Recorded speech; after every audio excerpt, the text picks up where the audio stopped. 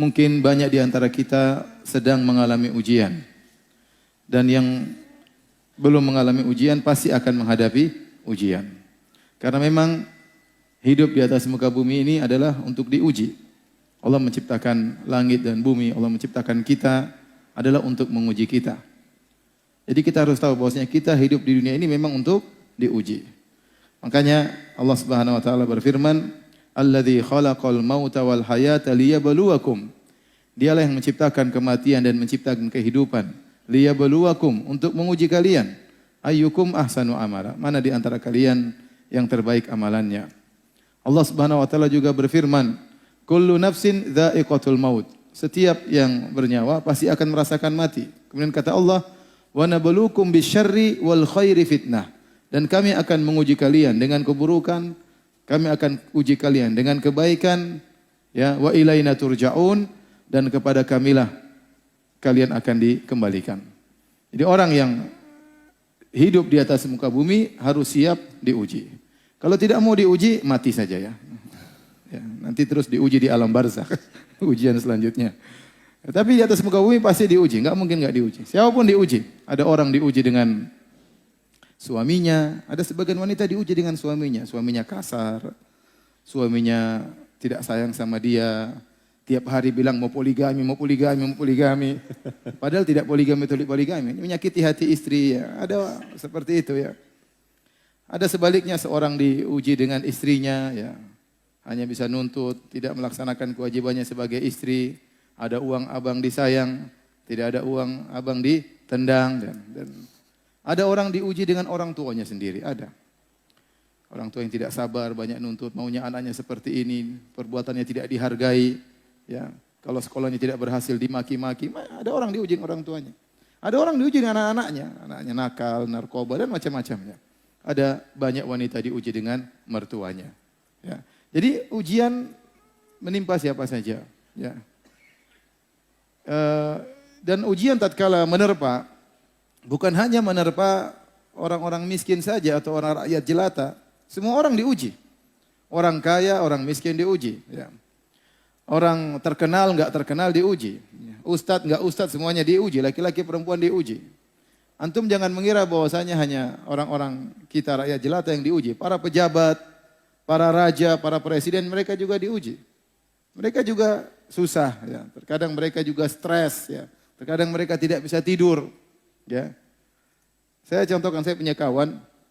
Dia orang Indonesia di Madinah, kerja dulu sebagai tukang pijitnya gubernur Madinah. Jadi dia kadang-kadang naik mobil pribadi, kadang-kadang naik pesawat pribadi, karena namanya apa? Sang Amir, sang gubernur. Dia cerita waktu terjadi kasus di Madinah, timbul orang-orang Khawarij, orang-orang yang memberontak, kemudian membunuhi sebagian kaum muslimin. Terjadi tembak-tembakan di kota Madinah. Kata kawan saya itu sampai sang Amir, sang gubernur tidak bisa tidur 3 hari. Sementara tukang pijitnya tidur tiap hari. jadi ya semuanya diuji. Antum kira raja tidak diuji? Kadang kita lihat wajah raja, raja presiden, raja pejabat. Mungkin mereka ada kenikmatan, tapi di balik itu mereka juga mengalami ujian, deg-degan, khawatir, ya macam-macam ya.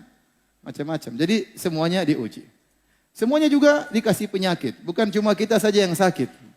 Antum kira hanya antum aja yang sakit. Emang raja nggak pernah mencret? Raja juga pernah mencret. Ya, raja juga pernah pusing. Jadi semua orang diuji. Nah, tatkala kita tahu bahwasanya hidup ini tidak lepas dari ujian dan memang kita diciptakan untuk diuji, maka kita butuh dengan ibadah ini. Namanya ibadah sabar. Ibadah sabar. Ini ibadah yang sangat mulia. Saking mulianya kata Imam Ahmad, ya, aku membaca, menelaah, Allah menyebutkan sabar dalam Al-Quran sekitar 90 kali. Sekitar 90 kali. Ini menunjukkan bagaimana agungnya ibadah ini. Ya, kalau disebut sekali saja sudah mulia dalam Al-Quran. Ya.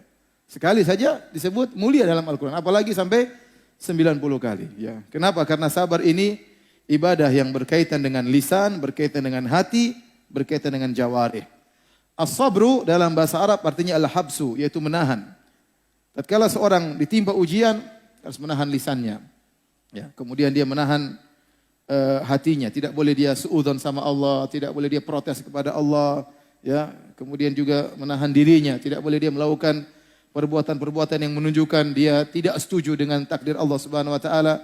Makanya Nabi bersabda, "Laisa minna man darabal khududa wa syaqqal juyuba wa da'a bid'awal jahiliyah." Bukan dari golongan kami jika seorang terkena musibah lantas dia menampar-nampar pipinya, dia merobek-robek bajunya dan dia menyuruh dengan seruan jahiliyah, ya.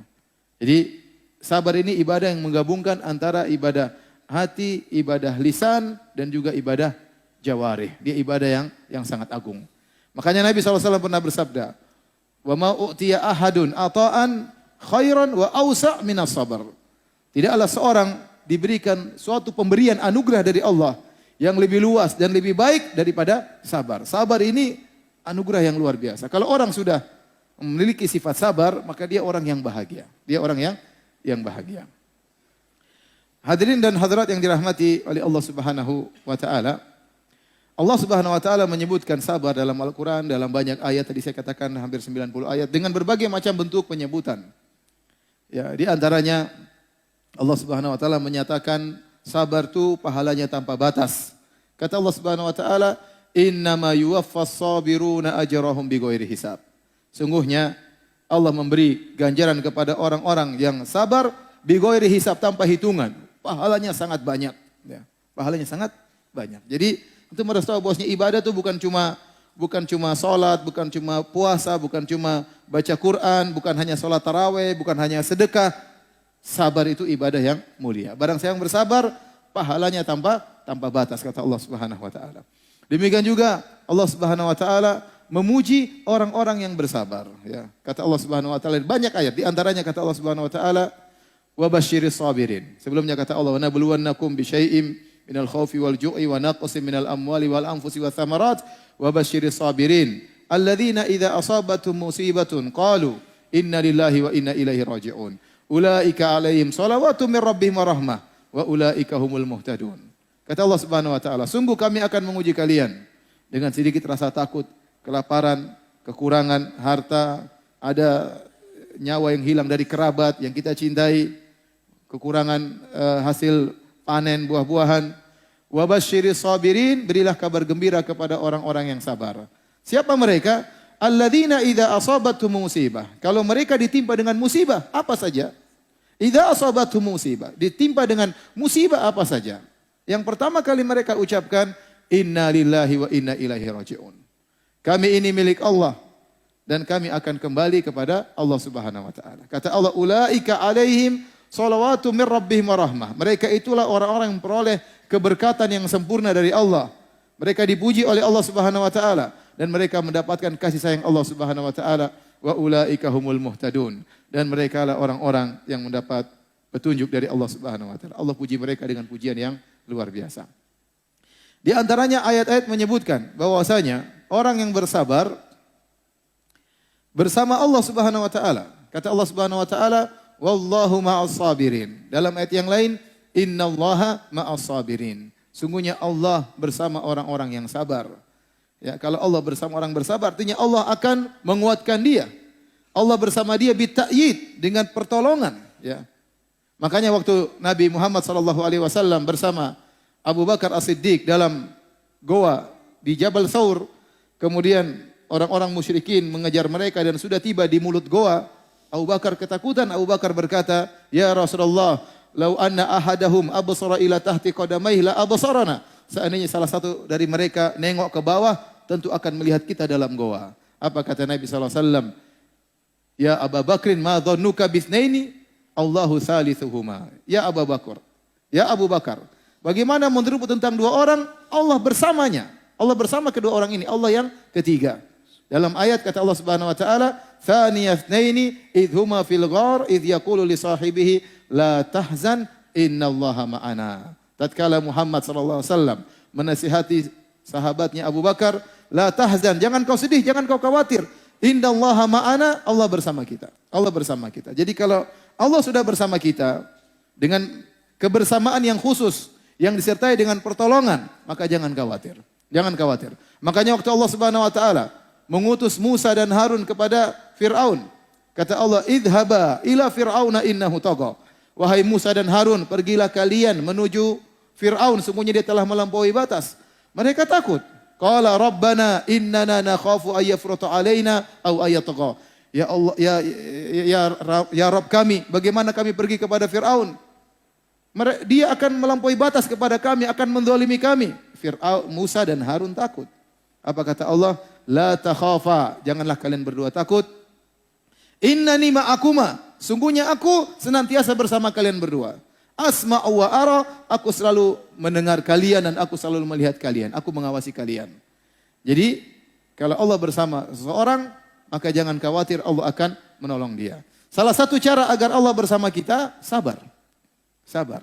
Wallahu ma'as sabirin, innallaha ma'as sabirin. Allah bersama orang-orang yang sabar. Anda ingin dekat dengan Allah, ya bersabar. Di antara ayat yang menyebutkan tentang keutamaan sabar, Allah menjelaskan bahwasanya orang yang sabar dicintai oleh Allah Subhanahu wa taala. Kata Allah Subhanahu wa taala, wallahu yuhibbus sabirin. Allah mencintai orang-orang yang sabar. Betapa banyak orang ingin dicintai oleh Allah Subhanahu wa taala. Betapa banyak orang ngaku-ngaku cinta kepada Allah, tetapi cintanya bertepuk sebelah tangan. Dia ngaku cinta kepada Allah, tapi Allah tidak cinta sama dia. Makanya Ibnu Qayyim rahimahullah ta'ala punya perkataan yang sangat indah. Kata beliau, laisa sya'nu an tuhib, wa innama sya'nu an tuhab. Perkaranya bukan engkau mencintai Allah, tapi perkaranya yang penting, apakah kau dicintai Allah?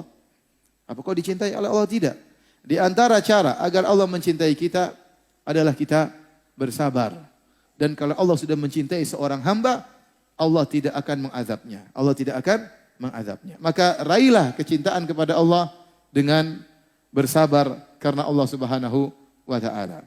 Tentunya kalau kita mau sebutkan ayat-ayat tentang kesabaran sangat banyak. Tadi disebutkan sampai 90 ayat, tentunya waktunya tidak akan cukup. Tapi itu saya sebutkan sebagian kecil dari ayat-ayat yang menjelaskan tentang keutamaan bersabar.